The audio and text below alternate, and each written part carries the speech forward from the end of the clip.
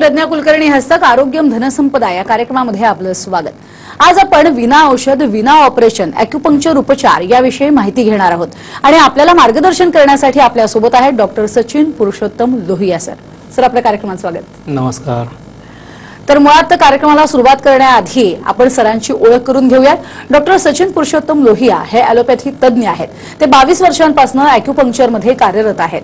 Beijing district college आणि Vietnam इथल्या WHO चे अलुमनी आहेत। तसंच sir Indian academy of acupuncture सायन्सचे सचिव देखील आहेत। फेलोशिप इन पेन मॅनेजमेंट हे त्यांनी कोलकाता इथनं केलंय आणि सर हाँगकाँग ॲक्युपंक्चर सोसायटी आणि वर्ल्ड असोसिएशन ऑफ चायनीज मेडिसिनचे सदस्यही आहेत। सरांना स्लिप डिस्क आणि ऑटोइम्यून डिसऑर्डर याच्यावरती रिसर्च पेपरसाठी उत्कृष्ट सादरीकरण करता गोल्ड ओक्स पुरस्कारानं सुद्धा सन्मानित करण्यात आलाय।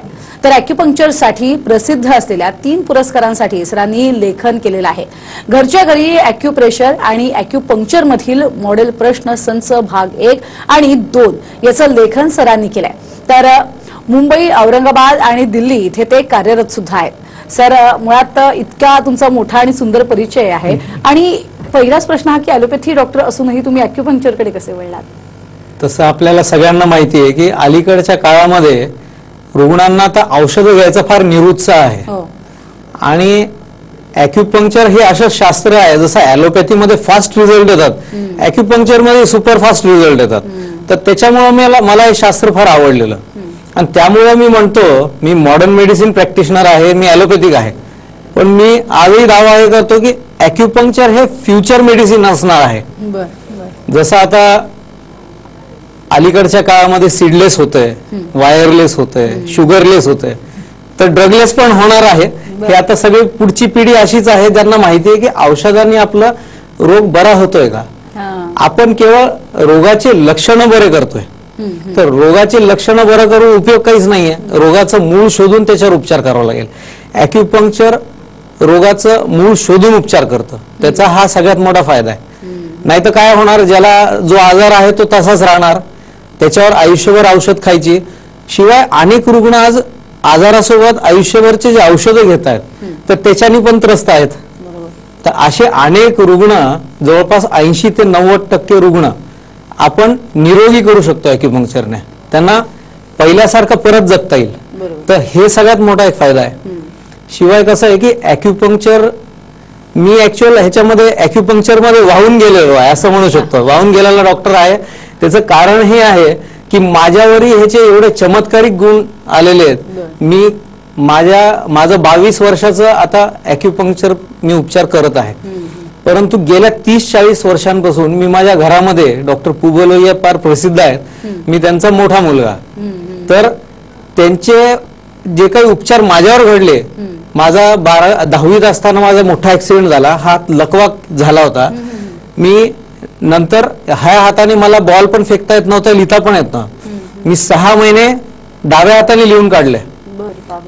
तर अशा काळामध्ये ही इथं पूर्ण नस तुटलेली आणि ॲक्युपंक्चरने हात एवढा चांगला झाला म्हणजे मला क्रिकेट खेळताना जवळ उभं करायचे आधी की इसको फेकने नहीं आता है, धीरे से इसको लोहिया को आगे खड़ा करो। तर आता तर मी याच्याने फास्ट बॉलिंग पण करतो, एवढा चांगला झालेला आहे। माझी नंतर सर्दी झालेली, मला ती सतत 6 महिने राहिली मेडिकल कॉलेजमध्ये असताना, ती पण मी ॲक्युपंक्चरनेच बरी केली। एवढंच नाही तर मी इंटर्नशिप असताना मला एकदा MBBS झालेलं आणि मला पल्स पोलिओ प्रोग्राम होता, तिथं जायचं होतं, मला ते कंपल्सरी होतं अटेंड करणं। त्यावेळेला मी ॲक्युपंक्चरच एक मॉक्सिबशन म्हणून ट्रीटमेंट आहे ते करून माझं पोटदुखी मी थांबवली आणि त्याच्याने मी बरा झालो। त्यानंतर मी लग्न झालं, त्याच्यानंतर मुलं जे आहेत त्यांना चष्मा सांगितला, एका मुलीला -4, मुलाला -1.5, मुलाचा तर चष्माच गायब आहे आणि मुलीचा -4चा -2.5 पर्यंत आणला। तर असे एवढे चांगले चांगले गुण म्हणजे घरामध्ये पाठदुखी असो, कंबरदुखी असो, सगळं आम्ही आमचं करतोय। घर आता बऱ्याच नातलगांना झालं, बऱ्याच पेशंटला झालं। 22 वर्षांपासून तर लाखो पेशंट्सवर याचा एवढा चमत्कारिक गुण पाहिला, म्हणून मी इकडे वळलो। अगदी खरंच, आणि एवढे तुम्ही ॲक्युप्रेशरचे खरं तर फायदे सांगितलेले आहेत, पण त्याबरोबरीनं वनौषधीचा सुद्धा तुम्ही एक उल्लेख तुमच्या या संपूर्ण परिचयामध्ये येतो, तर त्याचे सुद्धा फायदे सांगाल आणि ह्याचे सुद्धा फायदे सांगाल? नाही, तसं पाहायला गेलं तर ॲक्युपंक्चर मध्ये औषधच नाहीये, त्याच्यामुळे दुष्परिणाम नाहीत। आता वनौषधीसाठी मी ॲलोपॅथिक डॉक्टर आहे, त्याच्यामुळे मी त्या आयुर्वेदाच्यावर नाही कॉमेंट करू शकणार. पण इकडे जर तुम्हाला कम्पेअर करायचं तर इकडे औषध नाही, त्याच्यामुळे दुष्परिणाम नाही. एक तर आयुष्यभर आपल्याला औषधं खायची नाहीयेत आणि मूळ इथं निरोगी होण्याची संधी आहे. सगळ्यात मोठा दुसरा फायदा काय आहे की आज आपण मॉडर्न मेडिसिन मध्ये किंवा इतरत्र पाहिलं तर स्पेशालिस्ट भरपूर आहेत. अस्थिरोग स्पेशलिस्ट, हृदयरोग स्पेशलिस्ट आणि नेत्ररोग स्पेशलिस्ट, फिजिशियन. ॲक्युपंक्चर मध्ये अजूनही तसं नाही. मी चायना बेजिंग डिस्ट्रिक्ट कॉलेजला पाहिलं, एकच डॉक्टर अनेक रोग करतो आणि शरीर देवाने एकच बनवलंय. त्याच्यामुळे त्याच्याकडे पाहण्याचा दृष्टिकोन तसा असा, जसं आता लिव्हर एखाद्याचा कमजोर झाला तो वीक होतो बॉडीने, तर तो वीक होतो तर लिव्हरची स्ट्रेंथ वाढून त्याला दुरुस्त करायचं. इकडे तुम्ही ऑर्थोपेडिक पाहणार की तो वीक का झाला, इकडे लिव्हरचं स्पेशलिस्ट. तसं नाही. ॲक्युपंक्चर मध्ये आपण अनेक रोग एक सोबत ट्रीट करतो. तो एक सगळ्यात मोठा फायदा आहे. एखाद्याला मानदुखी आहे, सोबत त्याला इरिटेबल बॉईल सिंड्रोम किंवा ऍसिडिटी आहे, तर आम्ही एकाच उपचाराने त्याचे दोन्ही तिन्ही आजार दुरुस्त करू शकतो. ह्याच्यात फायदा काय की वेळ तेवढाच लागतोय, खर्च डबल ट्रिपल होत नाहीये, एकाच खर्चामध्ये दोन्ही तिन्ही आजार होत आहेत आणि शिवाय आजार आपण मुळातून दुरुस्त करू शकतो. हा सगळ्यात मोठा फायदा आहे. मुळात हेच विचारायचं होतं की ॲक्युपंक्चरनी रोगाचं निदान मुळात कसं केलं जातं, हा एक सगळ्यात महत्त्वाचा प्रश्न. हा, ॲक्युपंक्चर मध्ये सगळ्यात महत्त्वाचं निदान असतं नाडी परीक्षण. तर नाडीप्रमाणे आता अनेक पेशंटला मी नाडीप्रमाणे सांगतो की तुला म्हणजे लिव्हर मध्ये स्ट्रेंथ कशी आहे किंवा तुम्हाला बद्धकोष्ठ होत आहे का, तुम्हाला ऍसिडिटी होत असेल, असे अनेक आपण नाडीमधून शोध काढतो. आता त्या रुग्णाचे जे काही आजार आहेत त्याचं मूळ काय आहे हे नाडी परीक्षण, त्याचं जिभेचं परीक्षण हे महत्वाचं असतं. अलीकडच्या काळात एक ॲक्युग्राफ म्हणून आम्ही तपासणी करतो. ही अशी एक तपासणी असते. ह्याच्यामध्ये कॉम्प्युटराइज्ड असा ग्राफ येतो. तर ह्याच्यामध्ये विविध असे मेरिडियन्सचा ग्राफ येतो.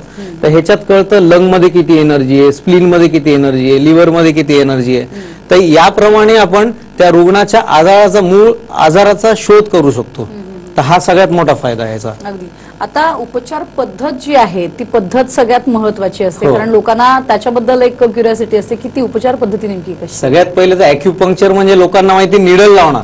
निडलला लोक घाबरतात, पण तसं काही घाबरायचं कारण नाही. आता मी तुम्हाला निडलचं पॅकेट, आणि आमच्याकडे अशी निर्जंतुक निडल असतात. आमच्या सगळ्या क्लिनिक्स वरती स्टँडर्डाइज ट्रीटमेंट असते. सगळ्यांना असं डिस्पोजेबल निडल्स वापरतात, वन टाइम यूज. अगदी पातळ, आपल्याला कॅमेऱ्यावर दिसणार पण नाही एवढी पातळ सुई आहे. ही 32 गेजची निडल आहे आणि ही आता मी अशी लावतोय तर ही सहज अशी मी पूर्णपणे आतमध्ये टाकू शकतो. तर मी आता मला जाणवली पण नाही आहे, एवढं सूक्ष्म आहे. तर हे निडल म्हणणं योग्य नाही ह्याला, आणि काढल्यानंतर असं काही ब्लड पण येत नाही. तर निडल म्हणून म्हणणं योग्य नाही. हे मेरिडियन्स वरती आम्ही काम करतो. ॲक्युपंक्चर प्रमाणे आपल्या शरीरावरती चेतना प्रवाह असतात. तर तो चेतना प्रवाह जर ब्लॉक झाला तर तो आजार होतो. जसं किडनीकडे जाणारी चेतना प्रवाह ब्लॉक झाली तर किडनी खराब होणार. हार्टकडे जाणारी जे चेतना प्रवाह त्याच्यात प्रॉब्लेम झाला तर त्याच्यात ब्लॉकेज येणार. हातात जर जाणारी चेतना प्रवाह इथं ब्लॉक झाली तर पुढे हाताला मुंग्या येतील, बधीरपणा येईल, हातात ताकद कमी होईल. तर या निडलने, या छोट्याशा निडलने तो ब्लॉक काढायला मदत होते. जसं एखादी नाली आहे आणि त्या गटारामध्ये कचरा तुंबला तर तो तुंबलेला कचरा काढण्याचं काम हे ॲक्युपंक्चरचं जे चेतना प्रवाह ह्याच्यावर छोटे छोटे पॉइंट आहेत, हे मॅनहोल सारखे काम करतात. ते झाकण उघडल्याप्रमाणे ते निडलनी ते प्रवाह वाढवायचा. म्हणजे अगदी सोप्या भाषेमध्ये सांगतोय मी, परिचय अवघड आहे, पण याप्रमाणे आपण त्या हातातली ताकद वाढवू शकतो, पोटातली स्ट्रेंथ वाढवू शकतो. इंडायजेशन, ऍसिडिटी असो, लिव्हरचा प्रॉब्लेम असो आणि असे जठाराचे प्रॉब्लेम असो, हे सगळे आपण सॉल्व्ह करू शकतो. बरं, पण आणखीन एक महत्वाचा प्रश्न, अवधी किती लागतो? कारण बहुतेकांना आता इन्स्टंट सगळं हवं, तुम्ही उल्लेख केलात. तर ह्या उपचार पद्धतीला किती वेळ? तर असं मॅजिक दाखवण्यासाठी तर आम्ही पहिले पेशंटला, आता मी ॲलोपॅथिक आहे तर माझ्याकडे पेशंट आले की 2-4 दिवसामध्ये मी त्याला इम्प्रेशन तर देतो आणि तो म्हणतो सुद्धा मला फार छान वाटतंय. आणि असे अनेक रुग्णांचे अभिप्राय, माझं जो युट्यूब चॅनल आहे डॉक्टर लोहिया सर्च केलं युट्यूबवर तर हे तुम्हाला सगळे रुग्णांचे अनुभव पाहायला भेटतील. तर ते 3-4 दिवस झाले की असे त्याच्यामध्ये फार चांगले बदल घडतात. माझं इव्हन एक मेडिकल कॉन्फरन्समध्ये ह्याच्यावरती एक माझा सेमिनार मध्ये त्याच्यावर मी बोललेलो आहे.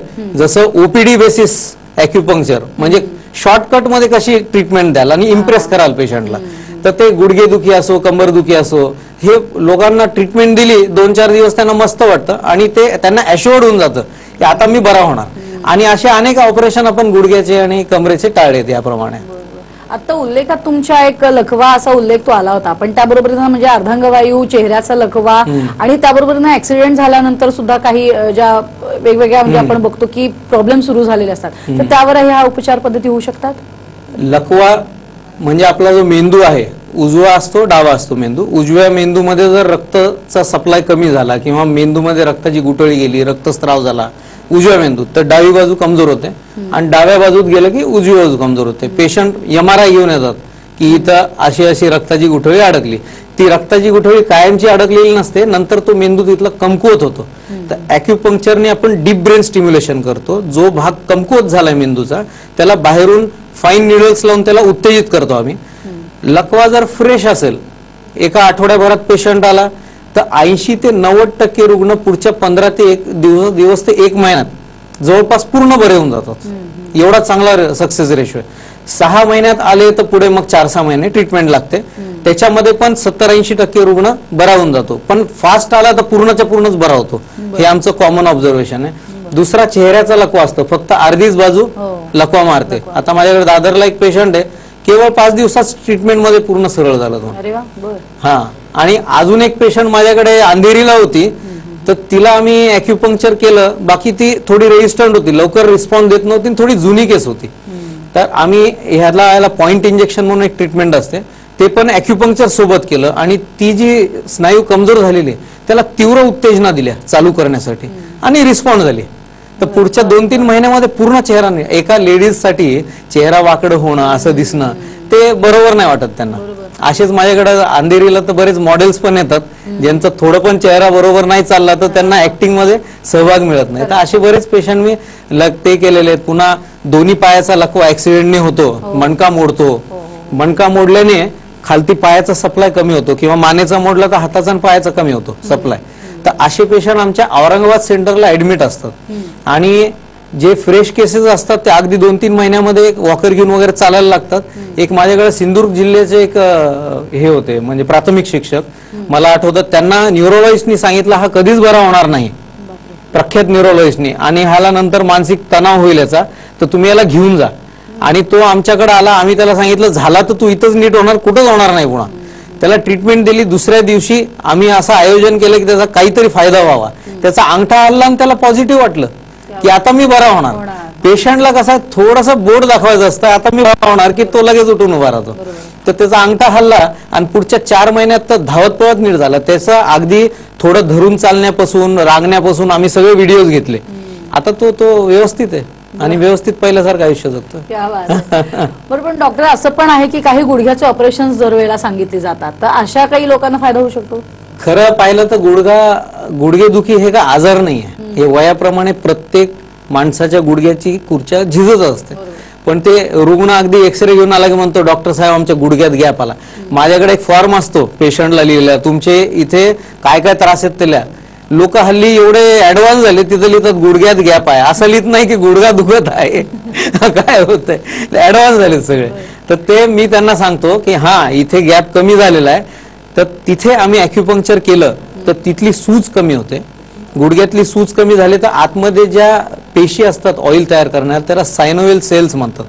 ते जे स्तब्ध होऊन बसलेले आहेत गुडघ्याच्या सुजेमुळे, ते पुन्हा ऍक्टिव्हेट होतात आणि त्याला आणखी ऍक्टिव्हेट करून लुब्रिकेशन वाढलं तर घर्षण कमी होऊन जातं गुडघ्यातलं. याप्रमाणे गुडघेदुखी आपण बरी करतो. पण गुडघेदुखीची कारण वेगळे आहेत. ॲक्युपंक्चरमध्ये पॉइंट सिलेक्शन ट्रीटमेंटचं फार इम्पॉर्टंट आहे. महिलांमध्ये गुडघेदुखी होते तर आम्हाला हॉर्मोन्सचा काय सहभाग आहे ह्यावरून त्याचा अभ्यास करून ट्रीटमेंट देणं आहे. त्यासोबत क्रिकेटर्स माझे बरेच पेशंट आहेत. हा, चांगले मोठे मोठे रणजीचे पण आहेत आणि नॅशनल लेवल खेळलेले पण आहेत. तर त्यांना आम्ही ट्रीटमेंट दिलेली आहे गुडघे दुखीसाठी. माझं तर शिवाजी पार्कच्या जवळच क्लिनिक आहे दादरला. तर तिथे बरेच मुलं पण येतात, अगदी 12-12 वर्षाची 18 वर्षाची पण मुलं हल्ली गुडघेदुखीने येतात. तर ह्यांचं मेकॅनिकल इंजुरी असते, ती पण आपल्या ट्रीटमेंटनी लवकर बरी होती. वयस्क जे असतात ज्यांना गुडघेदुखी होते ते सगळ्यात कॉमनेस्ट आहे. वय वाढलं ना आता एक गुडघा दुखायला लागला, तर असे पण मी बरेच केले. आता माझ्याकडे माहीमची एक महिला आहे, तर तिचा एक गुडघा मी 4 वर्ष आधी दुरुस्त केलेला डावा, तो अजूनही दुखत नाहीये. आता उजव्या गुडघेदुखीसाठी माझ्याकडे आली ती म्हणली की रडू येतंय, म्हणजे मी ओला उबरनी माहीमून दादरला येते, एवढं माझं दुखतंय, बस पण नाही चढू शकत आहे. तर आज ती लेडीज मी 2 महिन्यात दुरुस्त केली, आता व्यवस्थित बसने ये जा करत आहे. बरेच पेशंट असे माझे लोकल ट्रेननी ट्रॅव्हल करतात आता मुंबईत, तर ते फार आनंदी समजतात. आणि लोकल ट्रेननी ट्रॅव्हल म्हणजे सर्टिफिकेटच मिळालं की तुम्ही बरे झालात. म्हणजे ऑपरेशन पण बऱ्याचदा लोकांची टळलेली आहेत नाही, निश्चितच निश्चितच. आणि आणखीन एक महत्वाचं म्हणजे आता मणक्यांचे विकार, स्लिप डिस्क आणि स्पॉन्डिलिसिस हे पण खूप त्रास आहे, त्याच्यावरती आपण उपचार करतो. ते तर आता कसं आहे की सध्या कॉम्प्युटराइज्ड वर्ल्ड आहे, सॉफ्टवेअरचं जग आहे, सगळे बसून काम आहेत. बँक कर्मचारी असो, कॉम्प्युटरवाले असो, त्यांच्यामध्ये स्लिप डिस्क हे फार कॉमन आहे. मणके जे आहेत ते लवकर झिजतायत. जसं एक 20 वर्षाचा मुलगा आहे तर त्याचे 30 वर्षाचे मणके झालेत. एखादा 50 वर्षाचा व्यक्ती आहे तर त्याचे जे मणके आहेत ते 70चे झालेत, तर ते बोलणारच. तर त्याच्यामध्ये मान अवघडणे, दुखणे, मानेमध्ये कधी कधी मानेच्या मणक्यात जी खुर्च्या असते 2 हाडांच्या मध्ये अशी टायर ट्यूब सारखी असते, ती फुगते, तिला सूज येते, त्याला लोक स्लिप डिस्क म्हणतात. पेशंट मला म्हणतात, डॉक्टर साहेब आमची गादी बाहेर आली आहे तर आत कशी जाईल? ती गादी जागेवरच असते. ऍक्च्युअल स्लिप डिस्क हा चुकीचा शब्द आहे, गादी जागेवर असते. ती गादी केवळ अशी सुजलेली असते, त्याच्यामुळे नर रूट मध्ये दबते. ते जर इथली नस दबली मानेमध्ये तर या हाताला मुंग्या येतात, सुन्नपणा होतो, कधी बधीरपणा, कधी हात लटका पडतो. तसंच मणक्यात जर कमरेच्या अडकली तर पायात मुंग्या, बधीरपणा, पाय कमजोर होणे, मुंग्या येणे, जळजळ होणे, हे सगळं होतं. तर ॲक्युपंक्चरने ज्या लेवलला जो प्रॉब्लेम आहे तिथे आम्ही जर ट्रीटमेंट दिली तर तिथली सूज ती गादीची श्रिंक होते. ती सूज बारीक झाली की लगेच हे नसमधून सप्लाय सुरू होतो. जसं एखाद्या रोडला ट्रॅफिक जाम झाला आणि पुढे गाडी नाही चालत आहे, आता गाडी नाही चालत आहे, सुन्न झालं, पण इथनं ती सूज कमी झाली की लगेच सप्लाय सुरू होतो. मग गाड्या सुरू झाल्यासारखं इथं सप्लाय सुरू. पेशंटला लगेच 4-5 दिवसात इफेक्ट असा जाणवतो की तो बरोबर ट्रीटमेंट घेऊन आपलं ऑपरेशन टाळतो असतो. असे अनेक पेशंट माझ्याकडे, म्हणजे अगदी सुशिक्षित एक IIT रुरकीचे प्राध्यापक आहेत, त्यांना इथं मणक्यात नस दबली, हात असा वीक झालेला पूर्ण, तर त्यांना मी ट्रीटमेंट दिली, अगदी 12 दिवसात पूर्ण ताकद आली. ऑपरेशनच्या बेडवर हा माणूस होता, ज्या वेळेला त्यांनी ते सगळं वाचलं कन्सेंट फॉर्मवर की माझा दोन्ही हात दोन्ही पाय जाऊ शकते, मला याची कल्पना आहे त्याची, तो उठून पळून आला माझ्याकडे. मी त्याला ट्रीटमेंट दिली एकदम फर्स्ट क्लास. त्यांनी आमचं IIT रुरकीमध्ये तिथे आमचं ॲक्युपंक्चरवर व्याख्यान देखील ठेवलं. असंच मणक्याचं सायटिकाची एक केस आता पनवेलला नीट केली. पूर्ण पाय दुखायचा सायटिकामुळे, मणक्यातून पेशंटला एक सायटिका म्हणून, सायटिका, स्लिप डिस्क, लोकांना वाटतं आजार किती मोठे मोठे, नावं किती मोठे मोठे. अहो आजार आहेत मोठे, पण त्याला मोठं करू नका, त्याच्यावर ट्रीटमेंट घ्या, लवकर दुरुस्त व्हा. ॲक्युपंक्चरने होतं हे सगळं. खरं. डॉक्टरांकडे भरपूर अशा पद्धतीचे इलाज पण खूप सुंदर आहेत. तुमच्याशी डॉक्टर बोलायचंय, मात्र तुर्तास इथे एक छोटासा ब्रेक.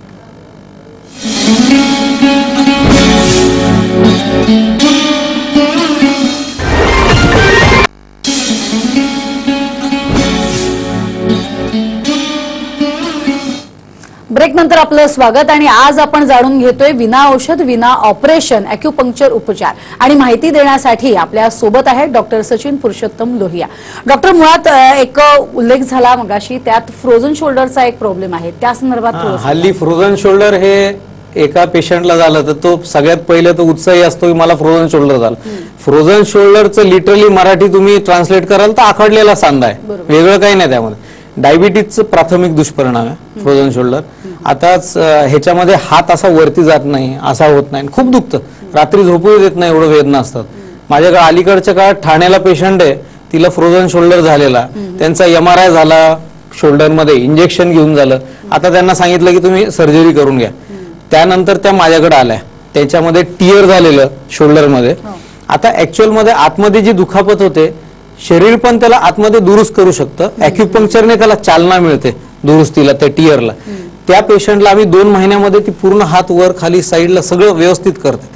म्हणजे एवढे चांगले रिझल्ट आहेत. आणि फ्रेश केसेस असतील ना फ्रोझन शोल्डरच्या, आता ट्रेनमध्ये बरेच लोक चढताना असं धरतात, तर ह्याच्यामध्ये पण फ्रोझन शोल्डर होतं. जसं मी बोललो, डायबिटीज मध्ये प्राथमिक दुष्परिणाम आहे, त्याच्यात लुब्रिकेशन कमी पडतं. तिथं पण आम्ही ॲक्युपंक्चर केल्याने तिथलं लुब्रिकेशन परत व्यवस्थित व्हायला मदत होते. पण एक लक्षात ठेवण्यासारखी गोष्ट आहे की जिथं दुखतं तिथंच ॲक्युपंक्चर केल्याने फायदा काही नाही. त्याच्यामुळे सगळे ॲक्युपंक्चरिस्ट असं सक्सेस होणार नाही. तुम्हाला आजाराप्रमाणे नाडीप्रमाणे वगैरे आमचे सिलेक्शन फार इम्पॉर्टंट असतात पॉईंटचे. ते सिलेक्शन केल्यानंतर मग ॲक्युपंक्चरिस्ट ट्रीटमेंट देऊ शकतात. अगदी. पण डॉक्टर म्हणजे अगदी महिलांचे जे विकार आहेत त्याच्यावरती सुद्धा उपचार आहेत. पीसीओएसच्या बऱ्याच केसेस येतात आमच्याकडे, वंध्यत्वाच्या केसेस येतात, इन्फर्टिलिटी. आणि हल्ली गायनेकोलॉजिस्ट आमच्याकडे आयव्हीएफच्या आधी 2-3 महिने ट्रीटमेंट करा हे स्वतःच सांगतात. पण आता काही काही पेशंट असे आहेत की विदाऊट आयव्हीएफ पण आधीच राहून जातं. कारण की 90% इन्फर्टिलिटीच्या केसेसमध्ये कारणच लक्षात येत नाही. शुक्रजंतू नॉर्मल आहेत, महिलाचं सगळं व्यवस्थित नॉर्मल आहे, पण होत का नाहीये, that is called primary infertility, कारणच माहित नाही. तर अशा केसमध्ये ॲक्युपंक्चरने हॉर्मोनल बॅलन्स झाल्याने ते परत म्हणजे फर्टिलिटी व्हायला मदत होते. असे बरेच केसेस आहेत आपल्या म्हणजे इन्फर्टिलिटीच्या दुरुस्त झालेल्या. म्हणजे अनेक विकार जे आहेत महिलांचे असतील आणि बाकी सगळ्या विकारांवरती अतिशय चांगल्या बहिरेपणा, अंधत्व, म्हणजे हे जे असाध्य म्हणतात ना, असाध्यापैकी अनेक दुरुस्त होतात. पण ठीक आहे, 100% नाही, काही ना काही गुणाला रुग्णांना उत्साह असतो. आता एक डायबिटीजचे पेशंट आहे, 15 इंजेक्शन झाले डोळ्यात घेऊन, पण नाही, तिला दृष्टी कमीच होत चालली होती. तर माझ्याकडे उपचारापासून थांबलं पण आणि सुधारणं पण सुरू होत आहे. नक्कीच डॉक्टर, खूप छान पद्धतीनं तुम्ही आम्हाला सगळ्या उपचार पद्धतीबद्दल माहिती दिली. अनेकांना फायदा झाला, येत्या काळात अनेकांना फायदा होईल अशी आशा करूयात. धन्यवाद तुम्ही इथे आलात त्यासाठी. नमस्कार. तर आरोग्यम धनसंपदा या कार्यक्रमामध्ये वेळ झाली इथेच थांबायची. पुन्हा भेटूयात नवीन विषयासह. तोपर्यंत नमस्कार.